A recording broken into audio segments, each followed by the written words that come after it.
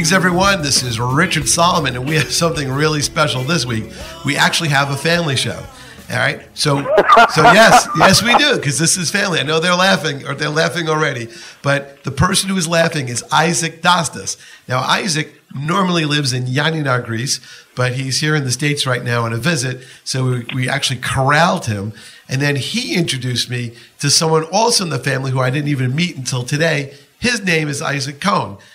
We are all descendants of people who are from the Jewish community of Greece, and to celebrate that, Isaak Dostis wrote this great book called Kaltsonia, Greek-Judeo Recipes with Personal Histories. So for the people who are listening who don't really know, what is a cheese Kaltsonia? Because it's not on the menus in a lot of the traditional Greek places around here. Correct. The cheese calzone is like, if you think of Italian calzones, the shape is the same, but they're smaller and more petite, and it could be made with cheese, and it could be made with meat, eggplant, or spinach is the other good one, and they're hand foods that you sort of eat easily and quickly.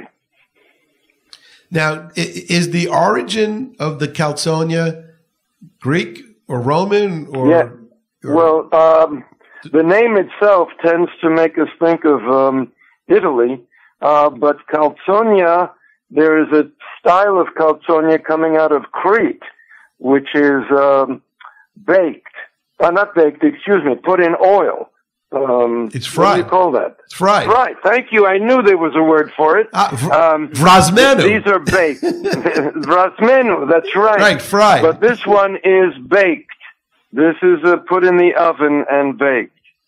So wait, how many different kinds of Kaltsonias are there in total? I would say you can do a vegetable calzone, but basically the four that I just mentioned are the Greek ones. The cheese most popular, I think, but spinach comes in a close second, and then eggplant, potato is another one. But the thing about this also is that being Greek-Judeo as opposed to Greek Orthodox, the Christian portion, ours is made with a rolled dough, where when you have a cheese pie, it's made with phyllo dough when the Greeks make it. So all of our recipes basically are with rolled dough and not with phyllo, even though we eat the other ones as well. So do you guys remember eating a cheese Kaltsonia growing up? Isaac, I'll leave that for you. And this is Isaac Cohen. So yeah. All right. Who made it? That was it. Who made it? Your mom, grandma? Introduction? Was that? Was that an introduction? Yeah. By the way, this is Isaac Cohen. Welcome to radio. So who fed you these delicacies? Well, Mom made some way back, but it's been quite a long time since I've seen them. So it was great growing up, but I don't remember much about it other than they were. Okay, so Richard, what's going to happen is I'm going to make some for Isaac Cohen, and then you'll have to come back with your radio show, and then he'll tell you. All right. So what is the difference between spanakopita, I guess, which is like the phyllo dough version of a Kaltsonia square? So what? And in the Kaltsonias that you've had that are spinach, were they pure spinach or were they a mix of spinach and cheese like you see in the spanakopita? Correct. That is correct. And spices. It's a mixture of cheese, feta cheese usually, feta, and spinach and spices. So and like I said, the difference is the rolled dough. But when you asked Isaac about who made them, when I was a child, I made them with Mom.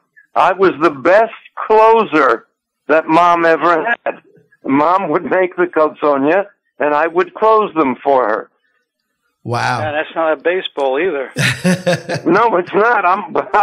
I was of course, I was her only closer, but I closed them. I can see it now. Mom is looking at the dugout. She's touching her right arm. They're going for a righty. Yeah, right. That's me. Now, and it worked every time. When you had the Kaltsonia, what accompanied it? Was it algalemino, the egg lemon soup, or was it something else, or fasulia? Mm-mm. What were the traditional side dishes that would come across? For me, it was always on its own with some coffee. Really? And this is this is Greek coffee, not American coffee.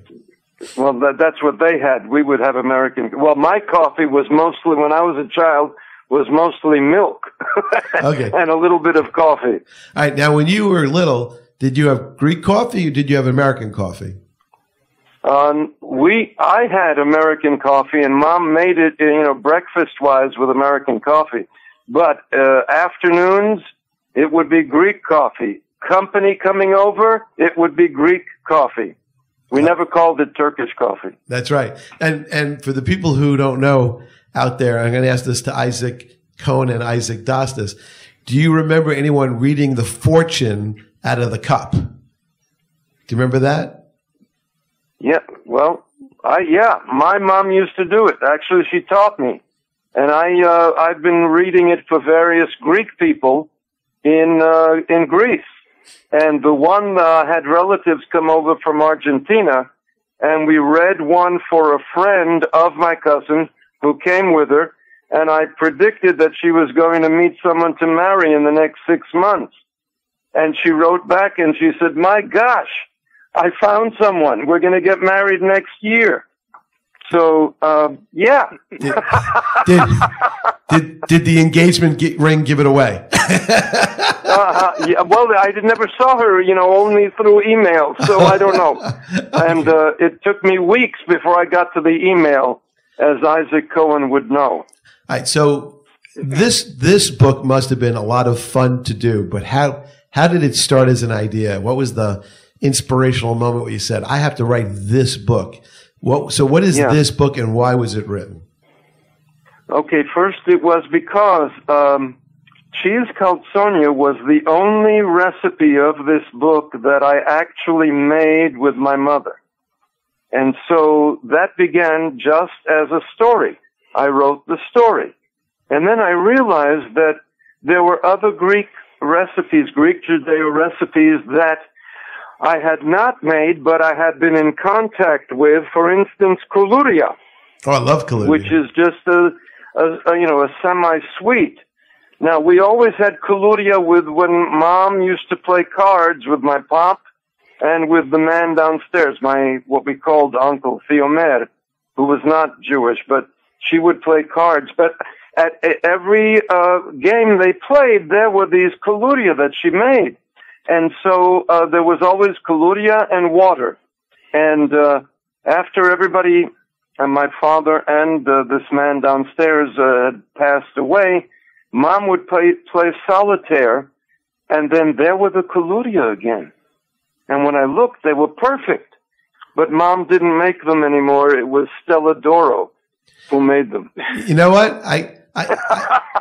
My grandmother made Koulouria, and I noticed that she made it like in an S shape. Was yours in an S shape? An S shape. That's exactly right. In an S shape. Now, I think Stella Doro means Star of Gold, something like that. Yes. So, yes. Did they get the recipe from us, or did we steal it from them?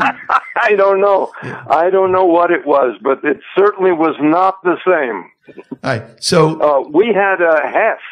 There was a heft to the Koulouria, but with Stella Doro, they're so light, and they advertise them as being light. They were great for dunking in coffee. They were just absolutely wonderful. Exactly. Now, to accompany the Koulouria, I guess, what does that mean? Cookie? Cookie, yeah. Just Koulouria is a cookie. I remember Koulouria, which was the powdered sugar, semi-buttery kind of confection. Right. Did anybody make those? Yeah, my mom made those, but I never dealt with them. She made them here and there for holidays and whatnot, but that's all. Isaac, how about you? Did your mom make that for you? No, I don't think so. Anybody else in the family? And I couldn't. But go ahead. No. Anybody else in the family other than maybe sometimes it's an aunt or grandmother or somebody, cousin. Anybody? Isaac, it's you. I'm trying to think. He's thinking. It's like it's been so long that that guy, we're talking 30, 40, 50 years before we even had a dinner together with anybody. Yeah. So it's been like you could caught me by surprise on this one because I can't think back to all those things. Do you remember kiftedes? Did you have a recipe for kiftedes in the book, which is like the Greek meatballs? No, I don't. Okay. I don't have anything with meat. I don't think. Oh no, I do have one recipe with meat. So tell me, what are some of the other recipes that you do have? Some of the recipes. Yes, okay. In your book. We have bobota, which is the cornbread. I didn't know we had that. Bobota is a cornbread. Yeah. And we have Psoumopla, which is small breads, the rolls. We have midgalatu, Kolvah.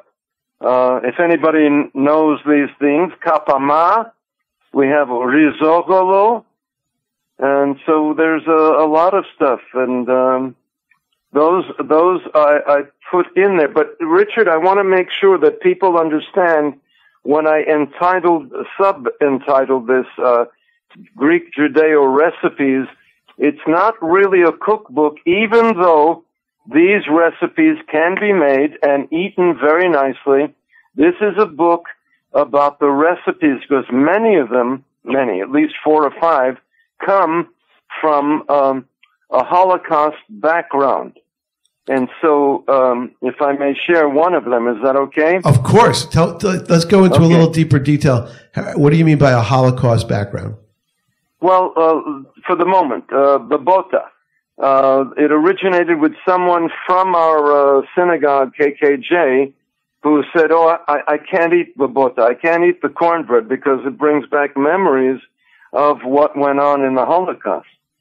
And so I said, well, I've got to find that recipe. I got to, what did they eat? How thin was it for them to make? Because they didn't have the accoutrements to make Bobota during the war, with the Nazis taking all of the oil and sugar and corn. All of that was taken for the Germans. And the Greek Jews and Greeks did not have the abilities to make Bobota that was made before the war, which was much richer than what they had. They had to, to put anything with cornmeal in it, they had to come up with the weeds of the ground in order to make it without oil, and without any sweetener in it. So in that recipe, the woman downstairs, a Holocaust survivor, a Greek Jew, named,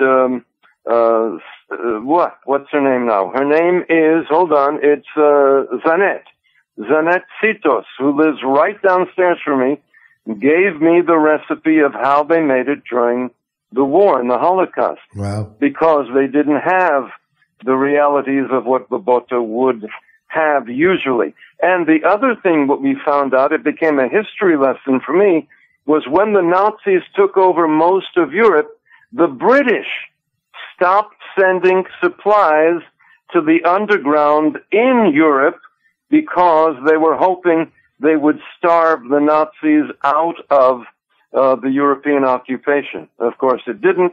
It just made it worse for the Greeks. And so that recipe, when I started making it, actually making it with whatever ingredients she listed, Zanet listed, I realized, do I really want to make this? Do I really want to think about how these people might have lived? Would I be reliving a Holocaust image that my whole family went through in making this? So I decided not to. I write everything in. I write how they made it and what the ingredients were, but I refused to make it as a meal. And that's one of the reasons that I call it recipes, Greek-Judeo recipes, rather than Greek-Judeo, what's the other word for it? Cooking instructions, yeah. Cooking instructions or whatever, yeah. It's recipes. It's not a cookbook. That's what it's the stories behind that become more important. How many different people did you interview for this book? To get these? Yeah. Okay, let's see. Koulouria was my mom. Kaltsonia was my mom. Risotto was my mom. It's okay. Kapama itself was 3 or 4 different people because there are different recipes for Kapama, the way we see it as Greek-Judeo peoples and as Greeks see it. 2 others for a meaty love story, which is a lovely little story. Sephardic Egg Salad is another person. It was really 2, one on recording because he died, and 1 for our friend who told us the story. Again, my mom. In the KKJ, there are the Kofinas family, and it is the woman who gave me that beginning to that. Migdalatu and Kolvah was from aunts in Israel, and that's about it. There were some extra stories in there about what I really know about taking care of my parents, and the extra was a marriage of yesteryear, how my father and mother's marriage was what? Can't think of the word. Prearranged. Put together. Thank you, Isaac. Yeah, it was prearranged, so as others were as well. It was prearranged by Match.com? Not even. It wasn't a match, and it wasn't by .com. My mother and father didn't know each other, got married when she was 19 and he was in his 30s. But ironically, she was the only, mom was Eftechia was the only family member that got away from the Holocaust completely. Everyone else in the family was somehow, on both sides of the family, Cohens and Dostises were affected by the Holocaust, but my mother, so in a way I was very grateful, so was my sister, for being born in America. All right, with that, we'll be right back. This is Richard Solomon with Isaak Dostis and Isaac Cohn. We're talking about Greek-Judeo stories, histories, and recipes, and we'll be right back. Keep it locked in. We'll be right back.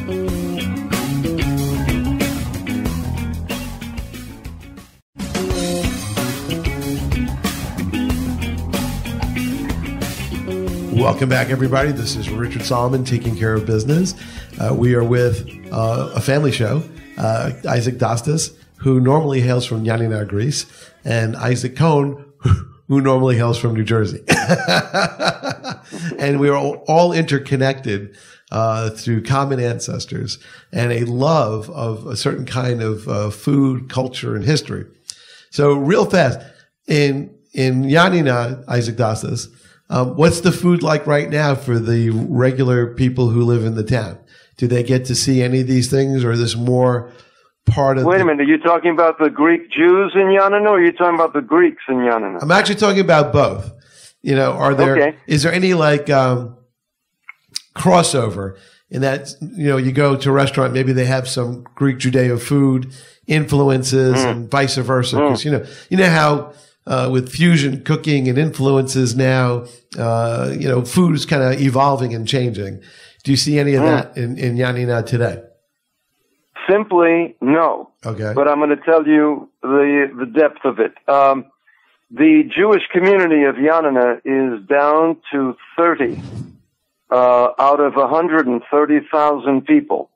They make no dent into the normal everyday life of Greeks.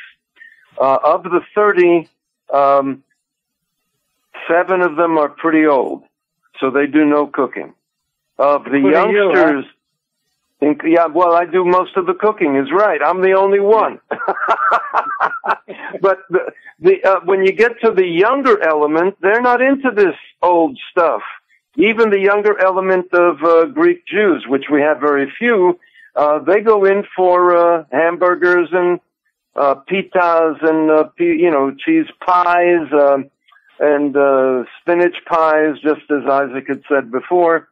So the influence and the inclusion of these kinds of food is almost non-existent. Wow.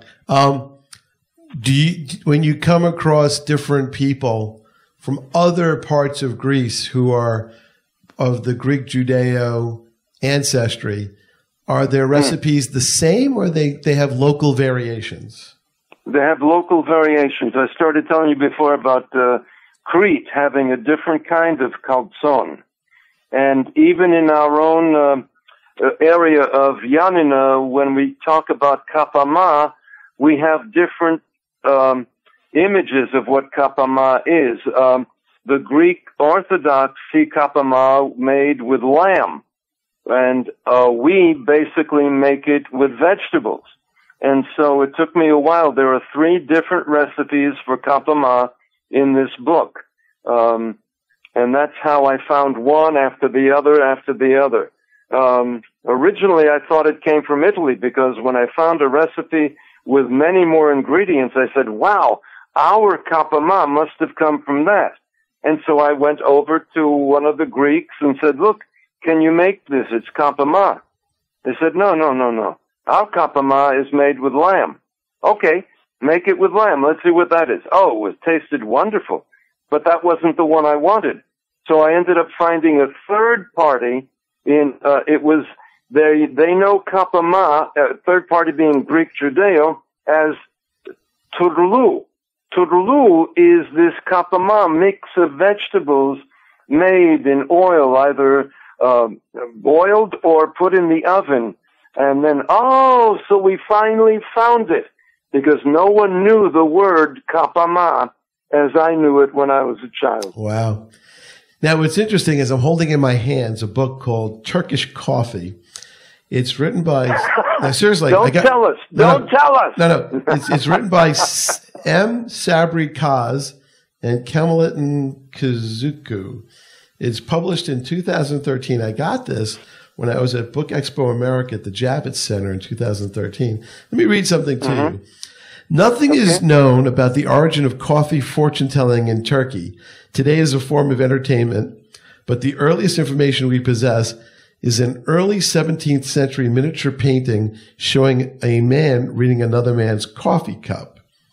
And let's see here. There's a reference to a 1939 article, I guess, that says, coffee fortune-telling. After drinking coffee, the cup is turned upside down onto the saucer and left to cool.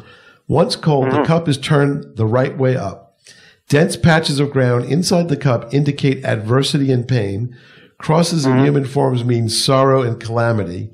A head alone joy, a bird promotion, white circles money, long lines roads, and small dots letters and news.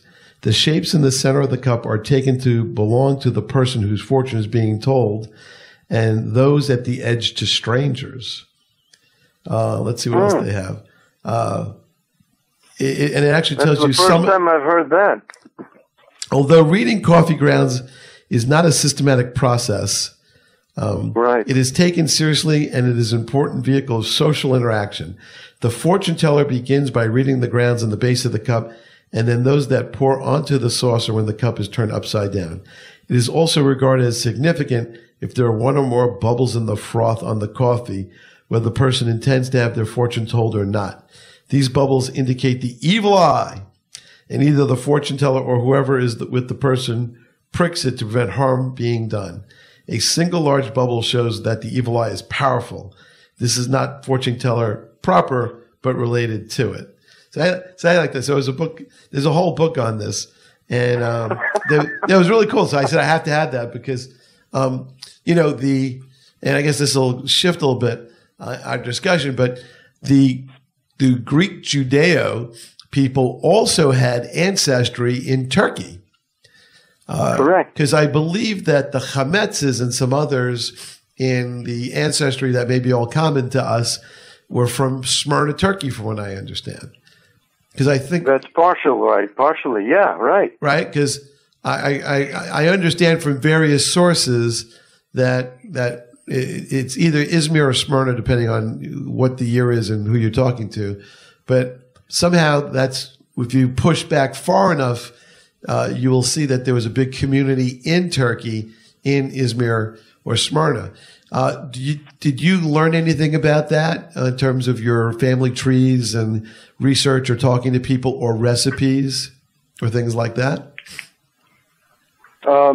Richard, before I answer that, or before Isaac answers that, what you're calling off sounds like it should be different from the Greeks or the Greek Jews that come from Greece. But, long ago, those two areas were one. It wasn't like, this was Turkey and this was Greece. What it was at that time was the Roman Byzantine Empire. And so all of them were one, into Albania, into Kosovo, and into those areas, and even into northern Africa. So you're arbitrarily breaking it down as if, part of our family comes from Izmir, and part comes from Janina, and of course there must be some from Italy and Spain. All of that is true, as one. No, okay, you're definitely correct. So what is your question? What's your question? My question was, in my researching of different people in, the community, I've noticed that if you go up the Chametz line or other people, they definitely were born in Izmir or Smyrna, Turkey.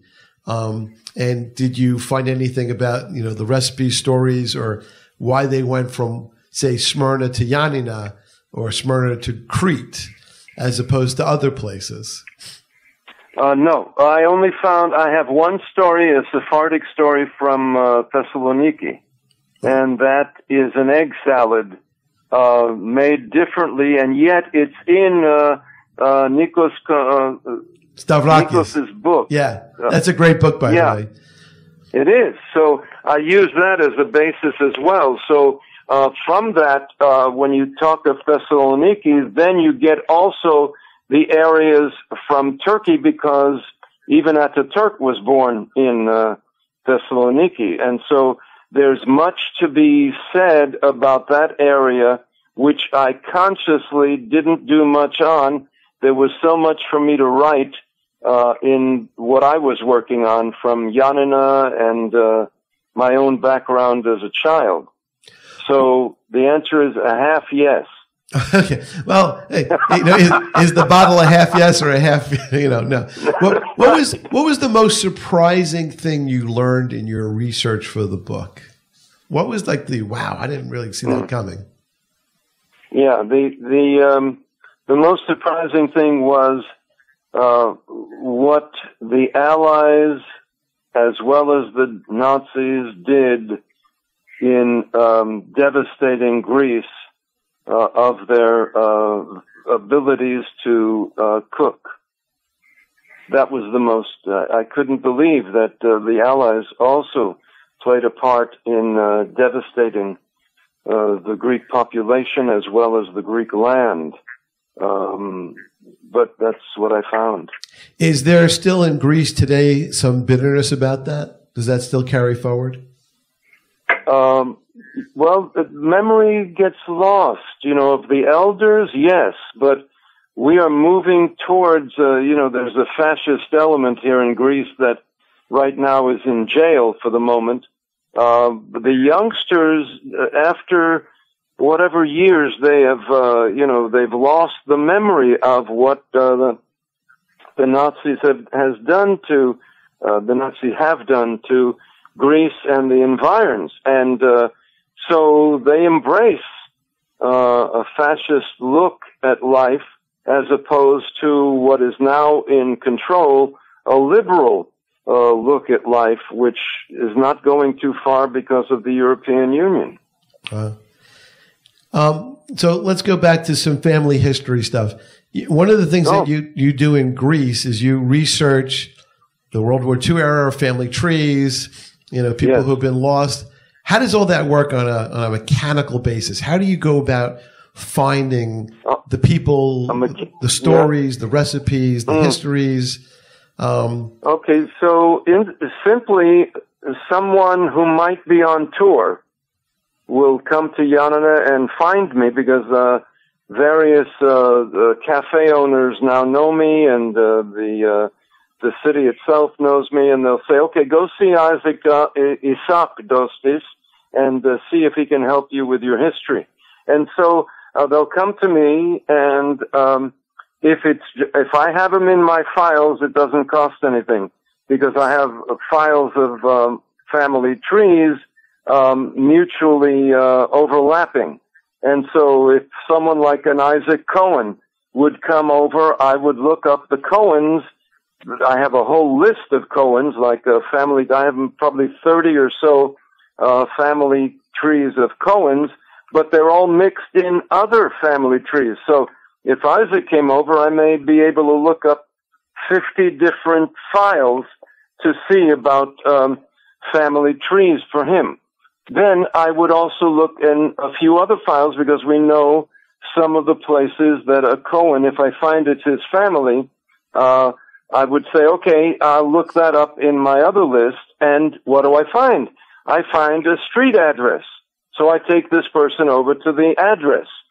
There are times I can knock on a door and go inside, and they would see what the house looked like.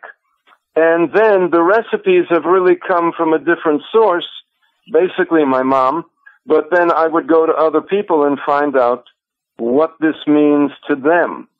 And then I would concoct the recipe itself. That's an amazing story. So how did you become acquainted with Isaac Cohen? Right? Yeah, right. Okay. Isaac, do you want to tell that story? You mean you want to let me talk a little bit? Okay. Yeah, go ahead. Yeah, it's yours. Okay. Well, Michelle, my better half, one day saw a picture on one of our local papers here in Highbridge, where I live, and said, "Boy, look at that name. This is Isaak Dostis. I wonder if that's related to our family in some way." So I did some homework and tried to find out where I can contact him. And I guess somehow we were doing a show. Well, yeah, we were doing a show. Yeah, but I think I called the school first before I saw the show or something. And yeah, you called the library. We were working in a library. How many years ago was this? Ooh, 15. Okay. Whoa. All right. Just try to get How old is Mom? How old is Dora? Dora, we went to her 80th birthday. Yeah, she'll be 96. Okay, so it has to be about 20 years ago at least, 25 years ago. Roughly, yeah. Yeah. Yeah, so through the show, we met up at I think I called you and you thought I was your father or something. Remember? No, I thought you were my uncle. Richard, my uncle is named Isaac Cohen. Okay. And his wife is called Dora. And so they used both names. He used both names to try to get me to understand who they were. I couldn't understand how my uncle was here in America. Yeah, that was funny. So then, so when did you figure out the connections? We only have like a minute and a half, but how did you find the connections? Yeah. That's all it took, a minute and a half. Yeah. Wow. Now, I assume you guys have more than one connection to each other. Yes, I think so. No, well, we're finding out now. Yeah, because basically it was the Dostis family that brought us together, and my mom always used to say there were two Dostis families living near each other, right? Abutting each other in Janina, and my mother used to say all the Dostises are related. So I have found a few Dostises that way, and we can reach back to what we believe were brothers at that time, but that's way beyond where there are any archives where we can really connect. So we have just said, hey, we're cousins. How far back? How far can you go back to finding a Dostis name somewhere? I can go back probably to 1890. Wow, it's fascinating stuff. So, and now when I go back, now that Isaac and I are working on family trees, he's given me a whole list of what I'm to do when I go back to Janina in finding out from the Cohen family. And so what we think might be the Cohen family may go back to antiquity. Wow. And so that's what he's doing. Are you doing DNA? Is that right, Isaac? Well, that's I'm using a thing called Genie, and that's just for the tree itself. But DNA will probably do also come up. All right, hold that thought for 1 second. We have to coming up on a hard break here. Richard Solomon, Isaac Cohen, Isaak Dostis. We'll be right back. We'll pick it up on the other end of this.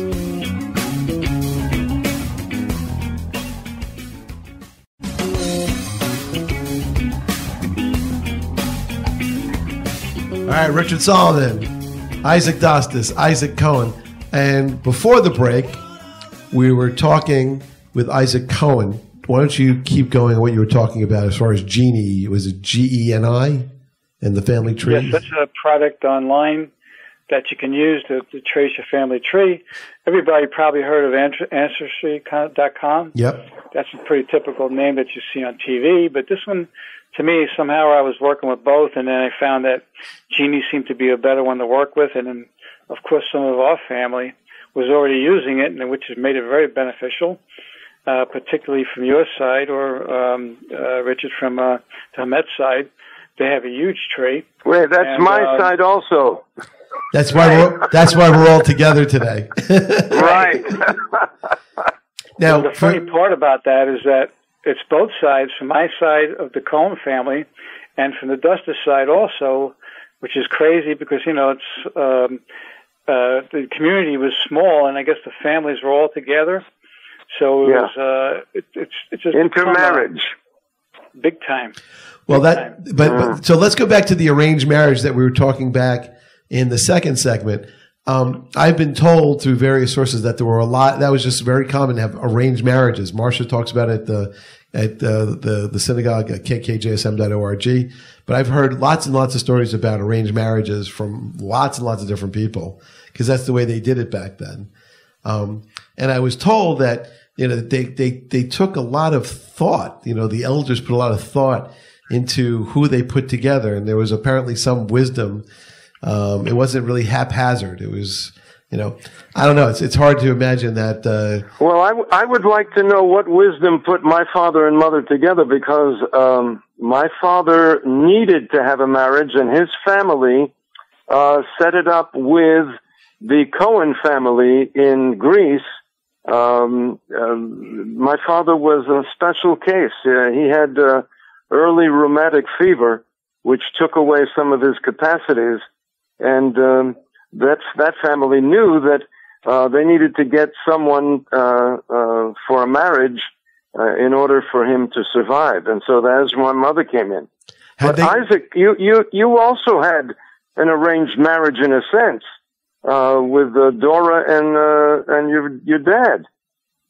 Yeah, it's funny because I was thinking about that when you mentioned it that way, and I never really thought about it that way because it didn't seem that way. But when you think about the whole scenario, it pretty much was. My mother was living in Janina. My father's parents came from Janina. When she got out of the concentration camp and went to Janina shortly, and then to Athens. At the women's home, my father got wind of that through the Dostis side of the family, which was the Lagares, which is your side, eventually there, Isaac. And they wrote to each other for a little while, and then he sent for her. And then they dated for a while, and they got married. So it's kind of like being arranged. It could be. So for Isaak Dostis and Isaac Cohen, what did you think of the results? I mean, let me ask this to Isaak Dostis. How'd your parents get along? Well, wait a minute. What do you think of it? Here I have Isaac here as my cousin. That's what I think of it. Well, I don't know if that's good or bad. It's hard to tell, right? Well, laughter sort of covers everything, doesn't it? Yes. There's a Yiddish expression called laughing with yashigas, which means laughing with knives, because it hurts so much that you're laughing. Right?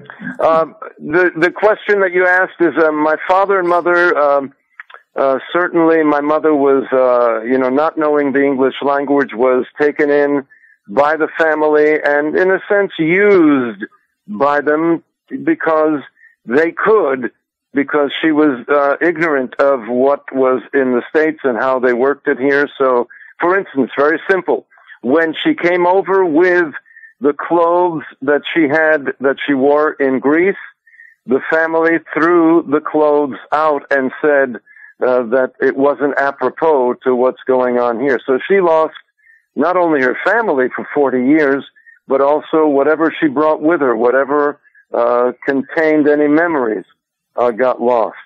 But by the end of the marriage, it became at least consistent with caring for each other.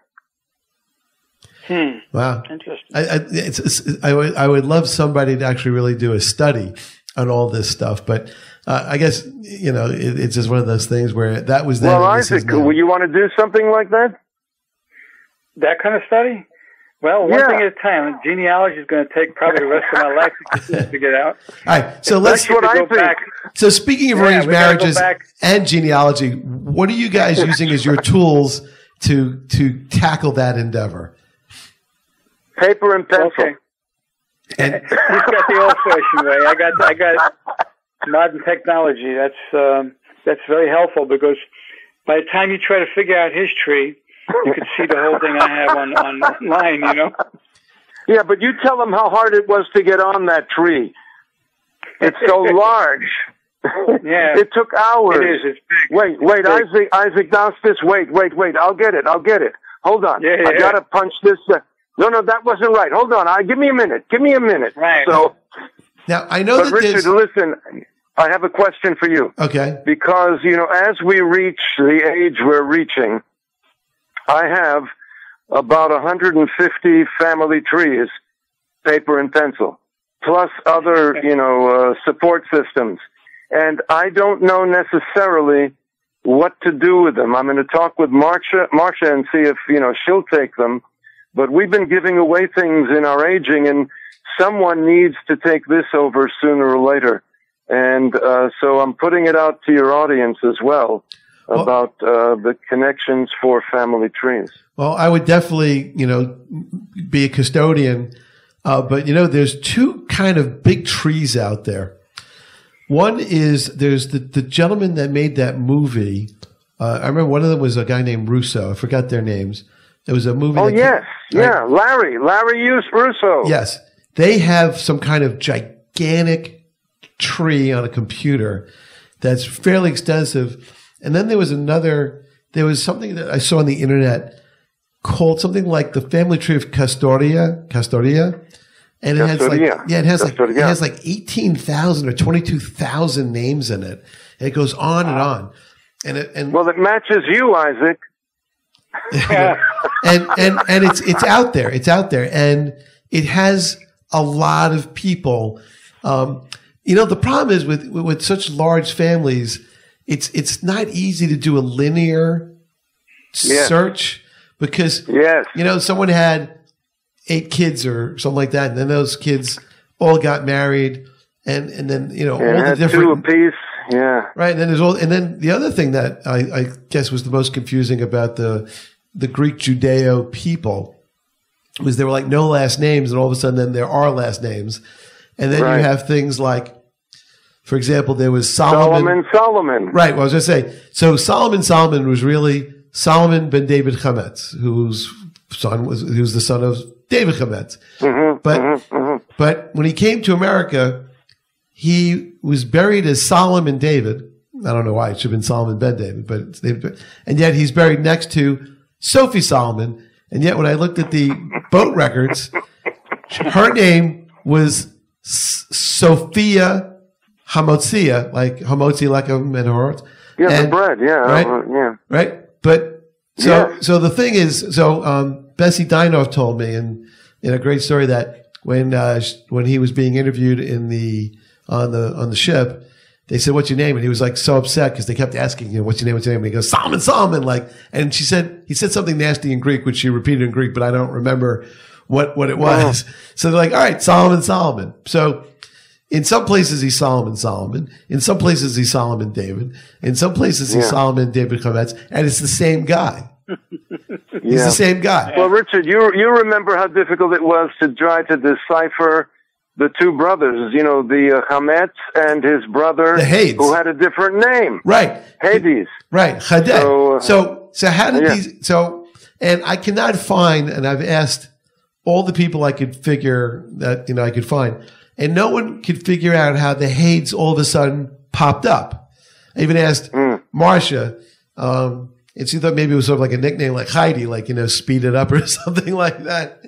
Yeah, Heidi, could be. So I don't know how two brothers could come here and get completely different last names.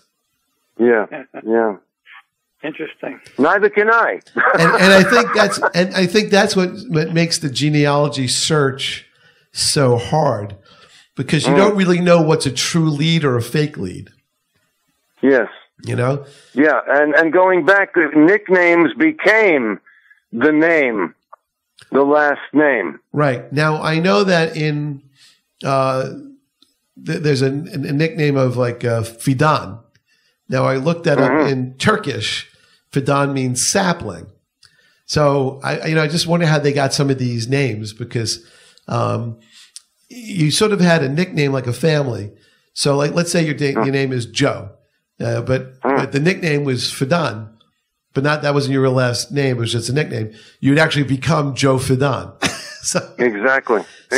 Yeah. So a lot of times you'd say, do you know so-and-so? Like who? Oh, Joe Fidan. Oh, Joe Fidan. And like, there's no birth record in the world that says Joe Fidan. It's just sort of like, Exactly. And the difficulty, Richard, is that trying to find his name, because all we have is his nickname. Right. What was the family name? And where do you look for that? That's a difficulty. All you can do is keep doing. Oral histories is the best you can do. I've tried to capture as many people in radio interviews and just recorded interviews to capture some of this stuff, because the information is actually priceless in the detective game. So let me just go to Isaac Cohn for a minute. How much have you spent looking in terms of genealogy, in terms of time, and what are the challenges that you've come across? Wow.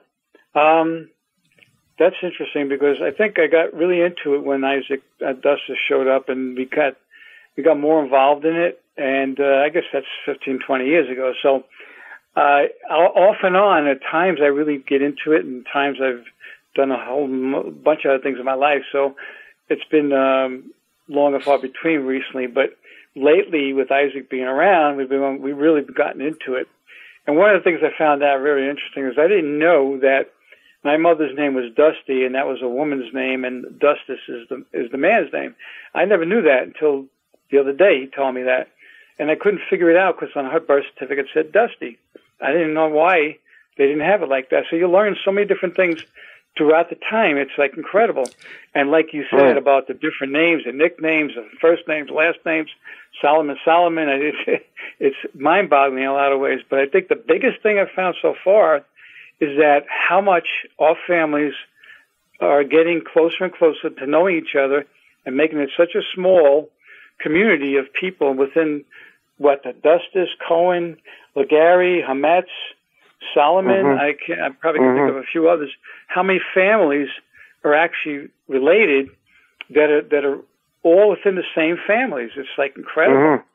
Now it's interesting. So for the people out there who are listening, you can go to One Bowling Green in Lower Manhattan. It's by the South Ferry, by the Staten Island Ferry, and that is the U.S. Immigration Archives, which used to be over in Varick Street until they moved it to this new facility. And what was interesting, I didn't know that. Wow. And what's interesting is I saw some people called Dostis and some people called Dostai. And I'm like, why would it be different? Now that enlightened me. And I wonder if the people who are Hametz as men were different than Hamotzia, who may have been the women. Yes. Because maybe that's the equivalent. Possibly. Yes. Yes. Now what's interesting is on the Hametz, which is Hametz, I found out that on one of the records in 1925, they spelled it as Hammit. So the misspellings and the attempt to translate from one language to another can really alter spelling or spelling conventions. So that's absolutely. where, I mean, I would never, I don't know even how I stumbled upon it, but I saw HAMMIT or HAMIT. It was one way in 1 year. I think it was 1919. It was one version. 1925 was another version. And it's just interesting how all that just keeps getting changed based upon who was doing the translation and who wrote it down. Well, one thing that you haven't said yet, it's the ear. What do we hear? And that's how the translation gets transliterated. Because the ear, whoever's listening at that moment, will hear it one way, and then a few years later when you go to another agency, that person will hear the same thing, but his ear will tell them something else as to how you transliterate that into the language that he or she knows. And that's how it's written there. Same name, but it's just how we hear it. All right, so in the last 2 minutes, let's talk about the book for all the people out there. The book is called Cheese Kaltsonia. Cheese Kaltsonia, Greek-Judeo recipes with personal histories. And it's a book about recipes and the histories of how I found these recipes. Some from the Holocaust. Some are funny also. I have a Jack Benny rice pudding. Which I used to get rice pudding from my mother when I listened to Jack Benny Sundays at 7, and so that's I would think if not a funny show, at least a chuckling piece that I wrote. But it's about 12 or 15 recipes in this book that can be gotten through Act One presentations or Act One presents at optonline.net or at the Kehila Kadosha Janina Synagogue and Museum on the Lower East Side of New York. Which is kkjsm.org for anybody out there. And we'll put this up in places where you could take a look. Actually, no, there's something else. When Isaac and I go in on Sunday, we're going over to the Tenement Museum because they have shown interest in the book also. Oh, excellent. Excellent. I wish you much success with the book. I'm glad you did. Thank you. I'm ordering 10 copies, by the way. I when I see it, I put them aside already. Yeah, because I'm going to try to make some of the cheese Kaltsonia. By the way, do you remember? We only have a minute left, but do you remember Singatu? Sure. All right, I need a recipe for that. And one of my favorite dishes was galatopta. I love that, the custard. Galatopia, yeah. Love that stuff. Greek pastry, yeah. Love that stuff. Nice. So you know that stuff. Good. Oh, I love that stuff. Now we got to get it to Isaac. All right, so we Isaac, have to cook some of these things. All right, so we're going to put on funny hats and aprons, and we're going to continue this on video. All right. Okay, good enough. For all of those out there who listen, thank you for indulging us in some family time, and to my family on the radio here and my family on the radio out there. Thank you for listening, and thank you for being a part of a wonderful celebration of our ancestry, culture, food, and we didn't even get to talk about music or great spirits, like Raki and things like that. But we'll save that for another show. All right, until then, we'll see you in a week. Thanks for listening.